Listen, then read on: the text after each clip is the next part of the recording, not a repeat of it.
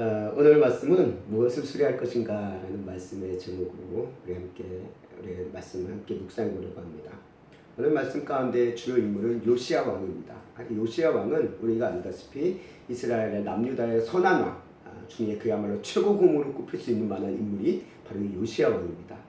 그의 이제 증조 할아버지죠. 히스기야 왕과 거의 비견되어지고, 그가 요시야 왕이 했던 어떤 업적들을 보면 히스기야 왕 그 이상으로 하나님 앞에 충성되었다라고 우리가 볼 수 있습니다. 어떻게 보면 다윗 이후로 그 다윗과 비견될 만큼 충성된 왕을 꼽는다라고 한다면 이 마지막 요시야 왕을 우리가 꼽을 수 있다는 것입니다.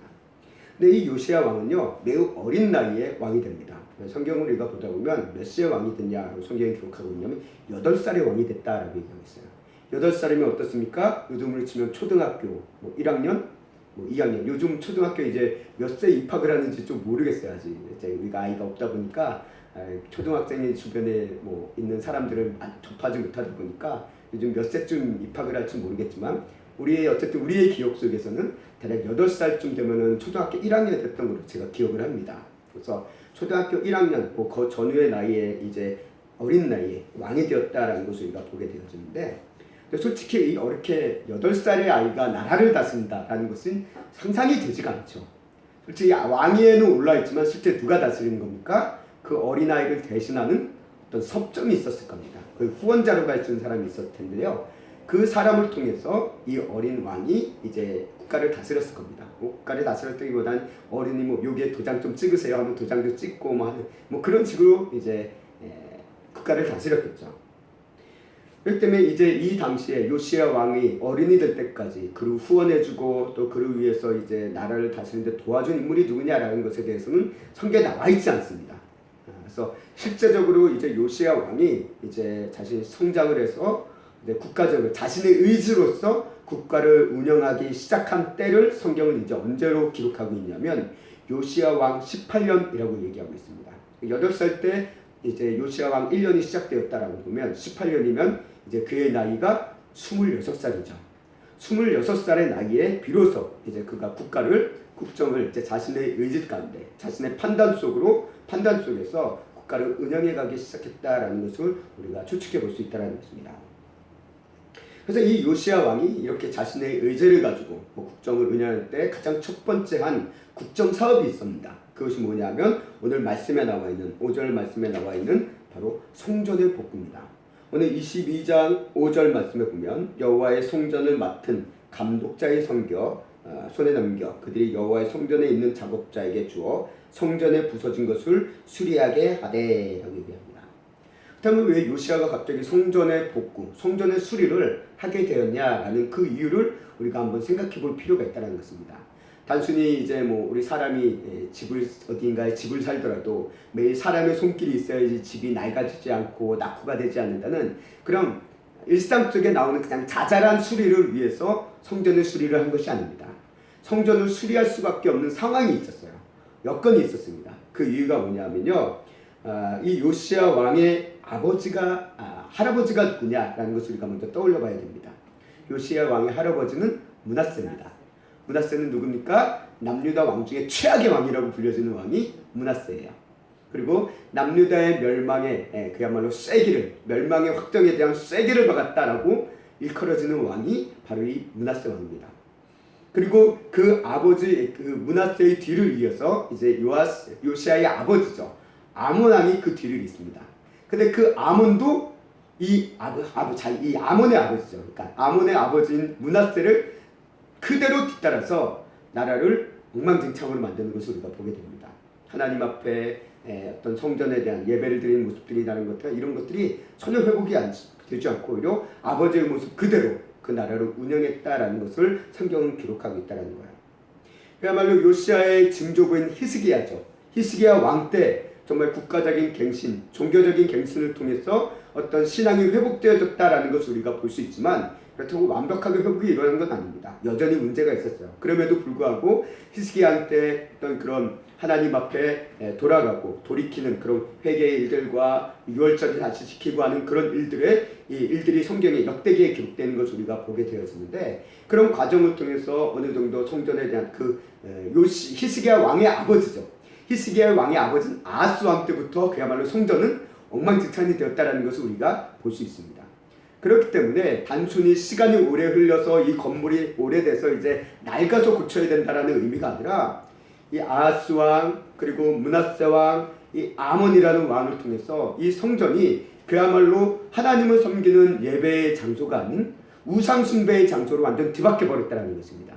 그렇기 때문에 이것을 보수할 필요가 있었다는 거예요. 이것을 고칠 필요가 있었습니다. 그래서 이 요시야가 대제사장에게 이제 성전 책임자죠. 성전에 대한 모든 관리를 누가 맡고 있냐면 대제사장이 맡고 있습니다. 이 당시에 대제사장이 hil기야라는 인물이었는데요. 그를 불러서 이제 얘기하는 겁니다. 성전구에 우리 백성들이 주님 앞에 드리는 헌물 이거를 통해서 이제 너희 성전 수리를 위한 공사를 시작해라 라고 이제 이야기하고, 그 얘기가 이제 5절과 6절의 말씀입니다. 성전을 수리를 할 때 제사장들 너희들이 하지 말고 전문가들에게 맡기라는 거예요. 한마디로 목수를 불러오고 미장이를 불러오고 건축자를 불러와서 제대로 고치라 라고 이제 이야기를 하는 것을 우리가 보게 됩니다. 우리도 뭐 인테리어 같은 거 해봐서 알지만 우리 개인들이 아마추어가 고칠 수는 있어요. 근데 고치면 어떻습니까? 좀 깔끔하지 못한 것도 있잖아요. 그리고 또 고치다 보면 좀 생각보다 잘 제대로 안 고쳐질 때도 있어요.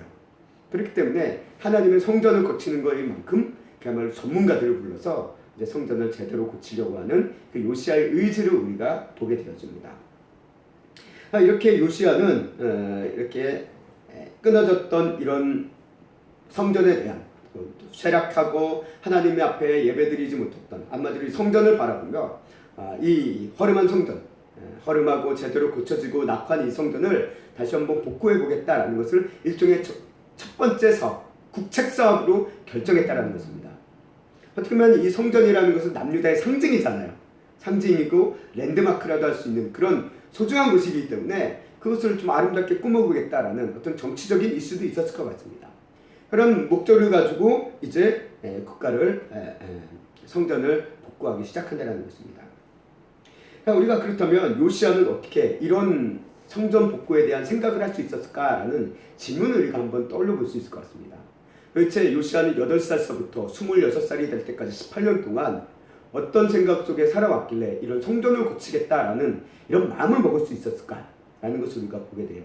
그런데 므낫세도 그렇고요, 아몬도 그렇고, 므낫세도 상당히 어린 나이에 왕이 됩니다.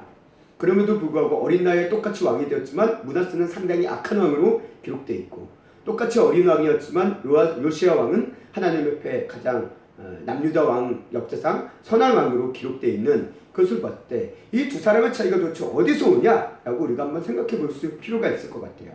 성경에 대해서 그거에 대해서 구체적으로 이 므낫세는 이것 때문에 이런 일에 빠졌고 요시야는 이런 일 때문에 이런 일을 할 수 있었다라고 구체적인 언급은 나와 있지는 않습니다.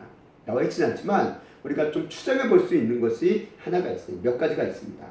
우리가 열왕기 말씀을 보다 보면요, 종종 이제 왕들, 남유다의 왕들을 기록할 때 그 왕들의 어머니의 이름이 기록될 때가 있습니다. 누구누구의 이제 아들이더라라고 해가지고 어머니의 이름이 기록될 수 있어요. 우리가 성경상에 여인의 이름이 기록되는 것은 흔치 않은 일입니다. 그런 상황에서 여인의 이름이 기록됐다는 것은 그 당시에 나름의 의미가 있다는 거예요. 의미를 우리가 파악하기 쉽진 않지만 그 당시 사람들, 이 성경을 읽었던, 이 성경이 주어졌던 그 당시 사람들에게는 이 이름을 보고 이런 사람이구나 라는 것을 떠올릴 수 있을 만한 그런 인물이었던 것으로 보여집니다. 왜 왕들의 어머니의 이름을 성경은 기록했을까? 라고 우리가 생각해 봤을 때 우리가 몇몇 왕들 어머니, 이제 어떤 왕들은 그냥 이름만 있다 보니까 이 사람이 어떤 사람인지를 알기는 좀 어려운 경우도 있습니다. 근데 또 어떤 어머니는 어떤 사람인지를 알 수 있는 경우도 있었어요. 그래서 어떤 왕의 어머니는 우상을 섬기다가 폐위가 되기도 합니다. 그런 얘기가 있어요. 또 어떤 어머니는 이방인이었다라는 얘기도 있습니다. 그리고 어떤 어머니는 남유다 출신이었다라는 것을 밝히고 있어요. 결국 이렇게 어머니의 이름을 밝히는 가장 큰 이유는 이 어머니들이 왕들에게 준 신앙적인 영향력이 있었을 것이다 라는 것을 우리가 추측해 볼 수 있다는 것입니다. 우리가 이제 청소년들에게 오늘 기독교 단체에서 이제 설문조사를 하는 단체가 있습니다. 기독교 단체에서 청소년들에게, 교회를 다니는 청소년들에게 이제 설문조사를 했어요. 그래서 설문조사를 했을 때 교회에서 자신의 신앙에 가장 큰 영향을 끼치는 사람이 누군지 한번 이제 체크해 보세요라고 설문조사를 했다고 합니다. 그렇게 해서 조사했는데 가장 1순위로 꼽힌 것이 누구냐면 어머니입니다. 어머니예요. 목회자가 아닙니다. 어머니예요. 그 비율이 어느 정도 되냐면 30%입니다. 그리고 그 다음이 지도 교육자들, 지도 목사라든가 지도 전도사라든가 이 부류가 자신들의 신앙에 영향을 끼친다라고 이제 체크를 했고요. 그 다음에 이제 체크가 되어진 이제 답변이 뭐냐면 아버지예요. 아버지입니다. 그래서 1위와 3위를 우리가 합쳐보면 결국 우리 청소년들에게 영향을 주는, 청소년들에게 신앙에 영향을 주는 인물들은 결국 부모다라는 것을 우리가 알게 된다는 거예요. 교회를 통해서도 신앙적인 영향을 주지만 우리 자녀들에게 가장 신앙적인 영향을 가장 크게 미치는 것은 부모였고, 그 부모 중에 더 큰 영향을 주는 인물은 바로 어머니다라는 것을 우리가 그런 설문조사를 통해서 나타내게 되어집니다. 그리고 또 어떻게 보면 이것은 디모데의 모습을 통해서도 보게 되잖아요. 디모데가 그런 믿음의 신앙을 가졌던 것이 누구입니까? 조모와 어머니의 그 신앙을 따라서 그 믿음을 가졌다라고 성경은 기록하고 있다는 거예요. 고대 사회에서 여인에 대한 것들의 어떤 부정적인, 더 사람을 취급하지 못하는 그런 측면이 있음에도 불구하고 성경은 그 어머니들의 영향력들을 걸고 무시하지 않는다는 거예요. 한나도 그랬습니다. 사무엘에 대한 그런 마음도 역시 한나를 통해서 이루어졌다는 것을 우리가 보게 되었죠. 결국 이 요시야 왕은 자신의 할아버지, 아버지, 신앙의 아버지가 내려줄 수 있는 신앙의 악영향 대신에 아마 어머니 여디다요, 어머니의 이름이 여디다요예요. 여디다의 선한 영향력을 받은 것이 아닐까라고 생각되어집니다. 이 여디다요라는 여인이 어떤 인물인지 모르지만 남유다 출신이다라고는 이야기를 하고 있어요. 그 지명의 이름이 이제 남유다라고 얘기하고 있더라고요. 그렇기 때문에 아마 이 어머니가 어떤 일을 했고 어떤 사람인지는 알지 못하지만 적어도 이 요아스에게 그런 신앙적인 선한 영향력을 미치지 않았을까라고 추정해 볼 수 있습니다. 또 물론 이제 뭐 이 전 왕인 요아스 왕처럼 대제사장이 있어가지고 그에게 잘 신앙적인 가르침을 줬을 수도 있어요. 줬을 수도 있습니다. 그러나 분명한 것은 어머니던 대제사장이던 이 요아스가 이렇게 믿음의 길을 갈 수 있도록 그의 신앙적인 뒷받침을 해준 인물이 분명 있었을 것이다라는 것을 우리가 부인할 수가 없다는 거예요. 뜬금없이 태어날 때부터 거룩하고 경건한 신앙은 있을 수가 없습니다. 사람들은 배운 대로 살기 때문에 그래요. 그래서 우리가 수요 예배를 통해서도 늘 배우잖아요. 제사장 나라 거룩한 백성이라는 얘기를 통해서 항상 들으라라는 자녀들을 가르치는 것에 대한 이야기가 참 많이 강조가 되어져 있습니다. 아마 요시야도 마찬가지로 이 제사장 나라 거룩한 백성이라는 이 교육에 신앙 전수를 받았고 그거로 인해서 하나님의 성전이 망가진 거에 대해서 그것들을 보고 이것을 두고 볼 수만은 없는 그런 마음을 가졌던 것이 아닐까라고 생각되어진다는 것입니다. 그의 아버지건 할아버지건 므낫세건 아몬은 성전이 망가지건 뭐건 고칠 생각을 안 했습니다. 성전이 망가지건 뭐건 거기다 오히려 우상숭배를 더하는 것을 갖다 놨어요. 그러나 히스기야는 요시야 왕은 그렇지 않았다는 거죠. 적어도 이 성전에 대해서 어떤 복구를 하고자 고치고자 하는 그런 마음이 있었다는 것은 그가 어느 정도 이런 하나님 제사장 나라에 대한 이런 신앙의 교육들을 받을 수 있었던 그런 밑바탕이 있었을 것이다. 그런 신앙 어른들의 어떤 가르침이 있었을 것이다. 그것을 추적해 보면 아마도 어머니 혹은 대제사장 이 두 아버지는 아닐 것 같아요. 왜? 아버지는 그 악한 왕이라고 찍힌 그런 왕이었으니까. 아니면 아버지를 반면교사 삼을 수도 있고. 어쨌든 간에 이 부모 이런 영향 속에서 그런 신앙 교육을 받았고 그런 가르침 속에서 이 성전 복구를 시작하는 것으로 우리가 추정이 되어집니다. 이렇게 왕의 첫 시행 사업이 이제 시작되었고 우리가 그런 국가도 마찬가지잖아요. 뭐 대통령이 되었건 누가 첫 정권을 잡으면 항상 첫 번째 시행하는 시행이 그 작업 국책 사업이 잘 돼야지 지지율이 오르잖아요. 지지율이 오르고 저 사람 잘한다라는 평가를 받는 것처럼 첫 번째 하는 것을 잘해야 돼요. 그러니까 요시야가 이 성전 복구에 대해서 얼마나 심혈을 기울였겠습니까? 그냥 설렁설렁 하지 않았을 거예요. 그래서 이 대제사장에게 단단하게 이제 이야기를 하면서 꼭 이제 사람들을 쓰고 그들에게 제대로 월급도 주고 그들에게 뭐 관여하지 말라라고 이제 이야기하면서 성전 복구를 진행하는 것을 우리가 보게 됩니다. 이렇게 이 성전 복구가 진행하는 과정 가운데 이제 쇠락하고 저기저기가 관리가 안 된 성전이 고쳐지기 시작합니다. 점점 깨끗하고 아름다운 모습들, 낙후게 되고 이런 갈라지고 했던 모습들이 수리가 되어지고 본래의 성전의 모습들을 회복해 갔겠죠.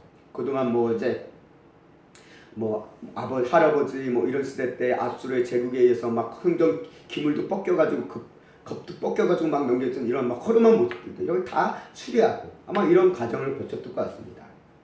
이렇게 성전 복구의 공사 중에 이 어떤 것 하나가 발견되었죠.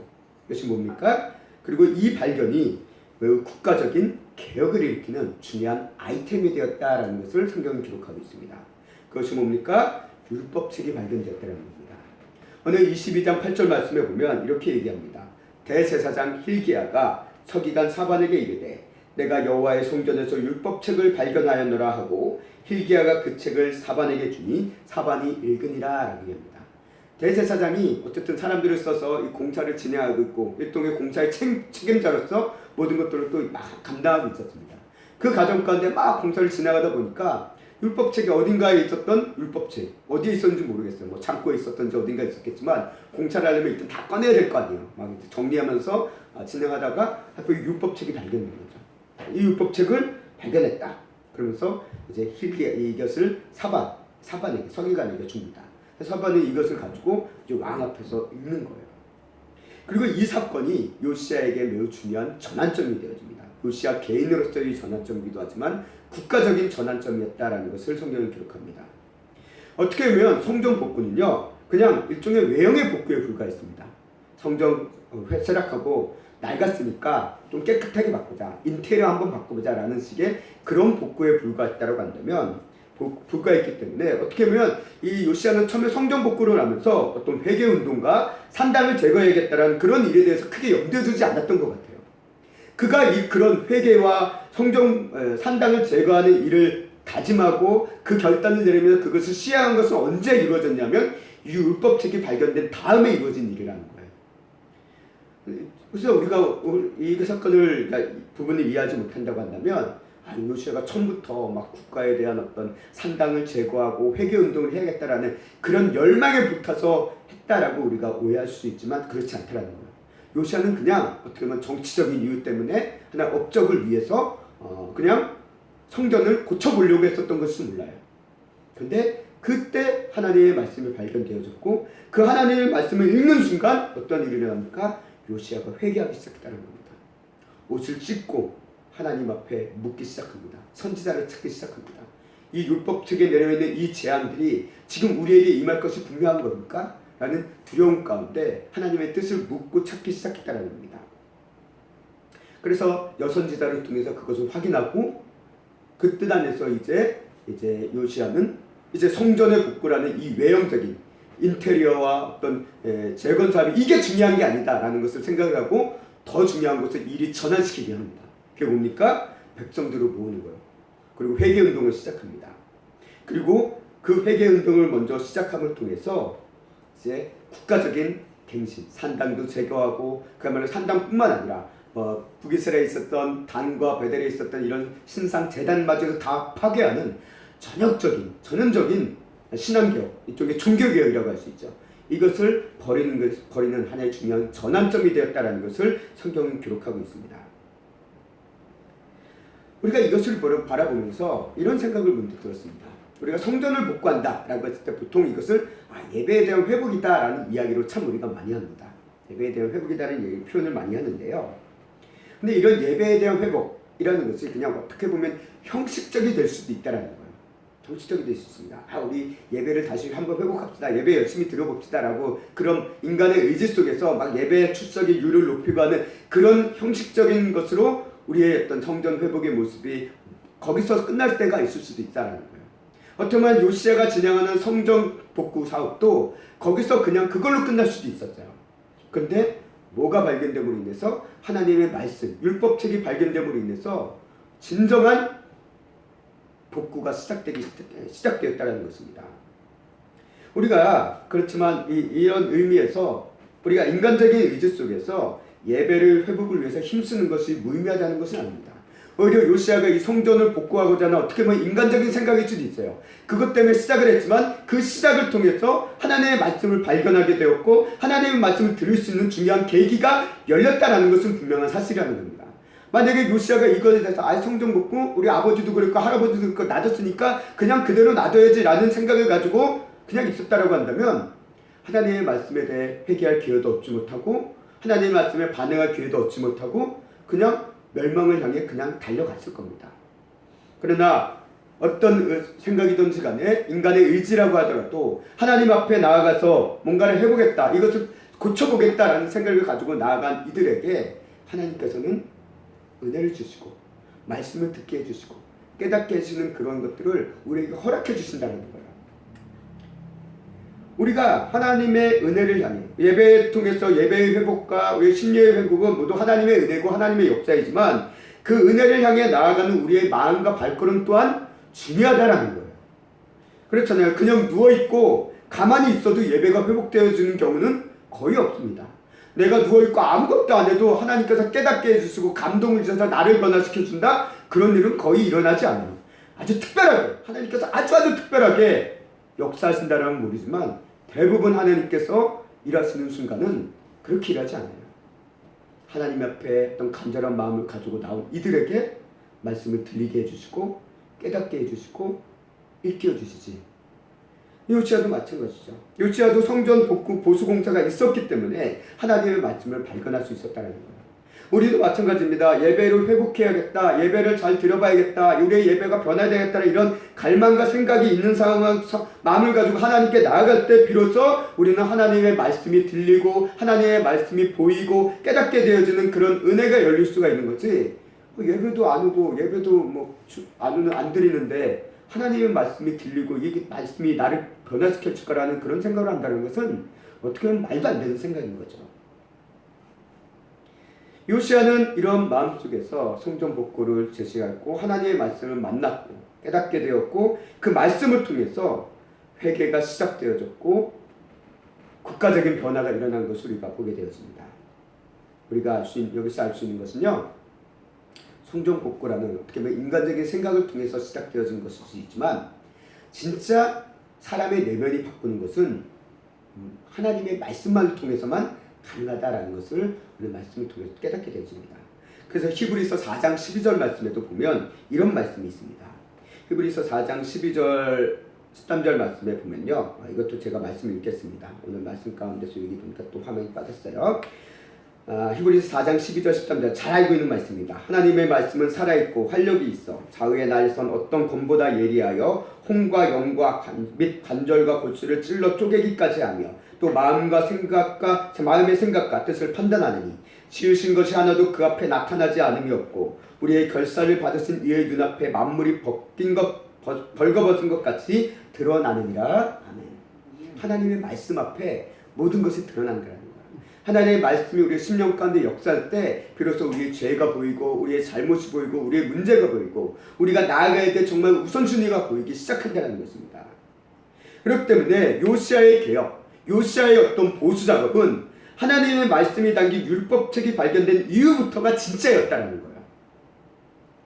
요시야가 이런 하나님의 말씀을 듣고 가장 먼저 심령의 회개로 주님 앞에 나아갑니다.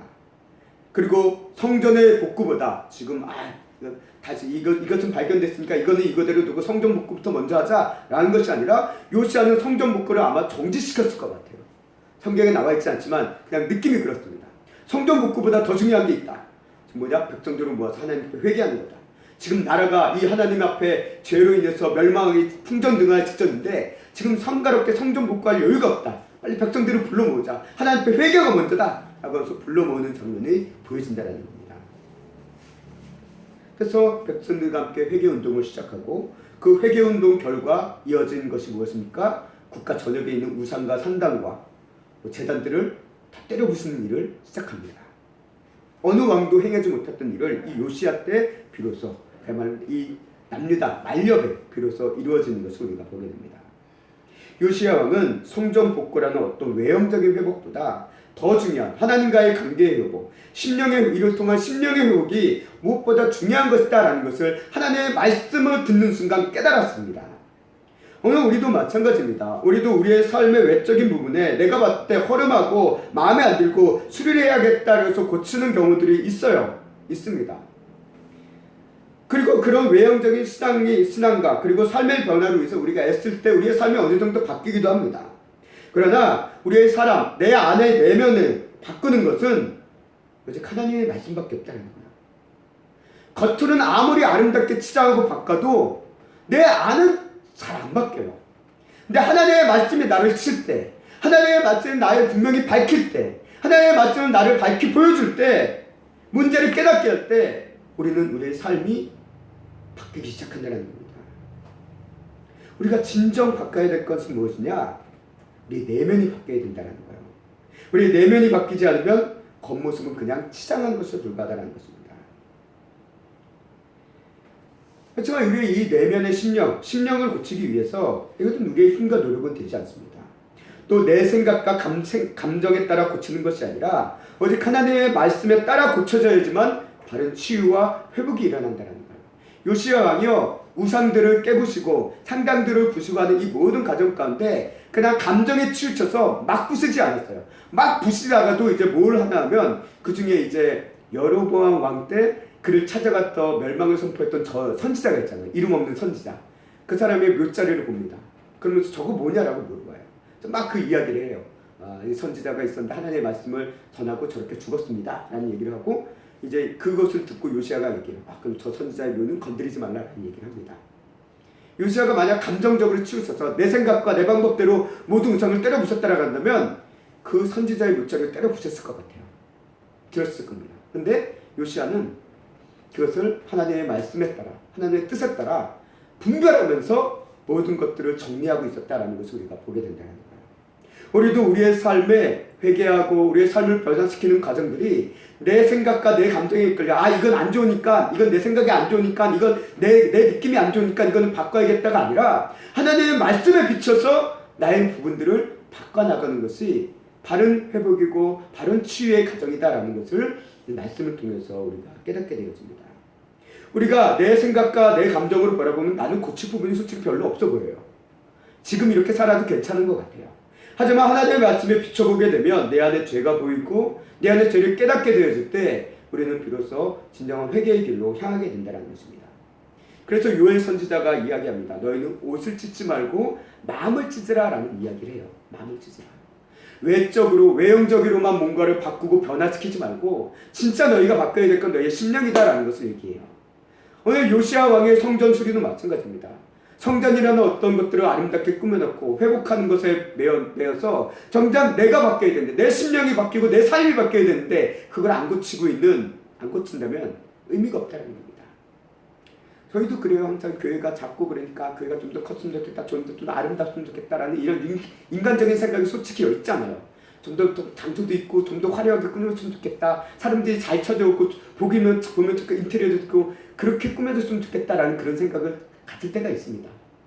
저는 말씀을 묵상하며 인테리어도 물론 사람의 감각을 이제 움직이는 부분이니까 무시할 부분은 아니지만 정말 우리에게 중요한 부분은 뭐냐? 이 교회 인테리어 꾸리는 것보다 더 중요한 것은 우리 안에 우리의 심령을 성령의 열매로 꾸며가는 게 더 중요하다는 겁니다. 더 중요하다는 거예요. 그래서 오늘 요시야 왕이 보여주는 그 모습, 성전 복구가 먼저냐 아니면 하나님 앞에 회개함으로 심령의 복구가 먼저냐 라는 것을 오늘 우리에게 보여주는 하나의 사건이었다라는 느낌을 받게 되었습니다. 하나님의 말씀을 통한 회개는 우리를 반드시 삶의 변화로 이끌어옵니다. 성경은 우리가 예수님 안에서 새로운 피조물이다라고 선언합니다. 예수님 십자가 능력에서 우리는 새롭게 되었다라고 선언하고 있어요. 그렇기 때문에 이제는 우리는 이전과는 다른 삶을 살아가야 한다라는 것을 이야기하고 있다는 거예요. 하나님 안에서 우리가 변화된 삶을 살기 시작해야 된다라는 것을 우리에게 이야기하고 있다는 겁니다. 그래서 우리 새벽기 40일 기도를 통해서 얘기하잖아요. 육은 죽고 영은 사는 기도회라고 얘기하는 것처럼 우리 육신은 점점 죽고 영으로 사는 삶을 사는 변화가 우리 안에 일어나기 시작해야 된다는 것입니다. 우리가 외적으로 보이는 부분을 좋게 꾸미는 건 나쁜 건 아니에요. 그러나 우리가 진정 고쳐야 될 부분은 외형이 아니라 우리의 심령이다라는 생각을 우리가 깨달아야 된다는 것입니다. 예수님께서 말씀하셨습니다. 사람이 입으로 들어가는 것을 우리를 더럽게 하지 못하지만 우리 마음에서 나오는 것이 우리를 더럽게 한다라고 얘기하셨잖아요. 그럴 때 우리의 마음이 고쳐지지 않으면 우리는 계속 더러운 것을 내뱉으면서 살 수밖에 없는 존재라는 것입니다. 근데 예수님께서 그렇기 때문에 우리는 예수님을 통해서 예수님은 이런 우리를 바꿔주셨다라는 거예요. 새로운 피조물로 만들어주셨다라는 겁니다. 우리의 내면이 이제 육체의 열매를 맺으며 사는 그런 모습이 아닌 영의 열매, 성령의 열매를 맺으며 사는 삶으로 우리를 바꿔주셨고, 그렇게 우리는 그런 삶을 살아갈 수 있기 때문에 그런 삶을 위해서 하나님을 의지하며 기도하며 나아가야 되는 것이 우리의 삶의 본분임을 오늘 말씀을 통해서 보게 되었습니다. 오늘 우리가 40일 기도회가 현재 진행 중에 있습니다. 이 시간이 하나님의 은혜의 말씀의 역사심을 통해 우리의 심령이 회복되어지고 치유되어지는 귀한 소망의 시간이 되길 원하며, 이런 외형적인 변화보다 우리의 내용, 심령의 변화가 더 크게 일어나면 말미암아 하나님이 주시는 기쁨과 은혜와 평강이 더욱더 가득 차긴 귀한 새움교회 성도님들이 될 수 있기를 간절히 소망하고 축원합니다. 아멘.